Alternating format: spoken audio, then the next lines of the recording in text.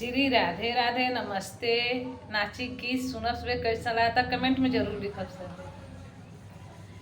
रोई रोई पूछली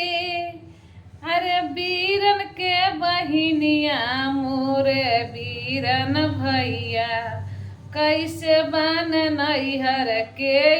यार हो मोर बीरन भैया कैसे बन नैहर के यार हो मोर बीरन भैया जइया से बहिना हो आइलू तू गवनवा मोर ब्याहिनी छोटकी जइया से बहिना हो आइलू तू गवनवा मोर छोटकी बहिनी रोवता नहरी पर तुहर यार हो मोर छोटकी बहिनी रोवता नहरी पर तुहर यार हो मोर छोटकी बहिनी रोई रोई पूछती अरे भाई से बहिनिया हो मोर बीरन भैया कैसे बन गौआ के प्रधान हो मोर बीरन भैया जइया से अइलू बहिनी तू हूँ गवनवा हो मोर छोटकी बहिनी छोड़ी दिहन दुआरा हमार हो मोर छोटकी बहिनी छोड़ी दिहन दुआरा हमार हो मोर छोटकी बहिनी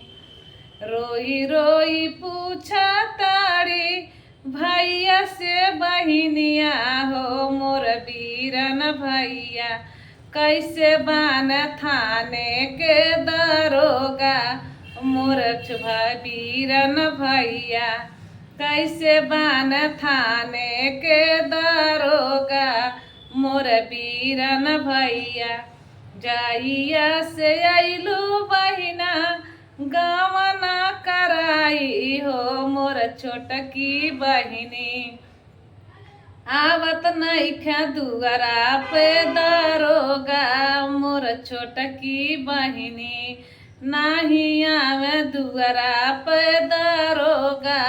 मोर छोटकी बहिनी रोई रोई पूछती अरे भैया से बहिनिया हो मोर बीरन भैया कैसन बन गौआ के नगरिया के लोगवा मोर बीरन भैया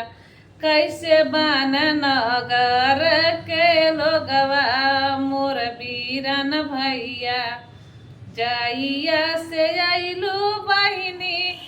तू अपने गवनवा हो मोर छोटकी बहिनी बड़ी सुखे बाना मोर नगर के लोगवा मोर छोटकी बहिनी बड़ी खुश बाना नगर के लोगवा मोर छोटकी बहिनी।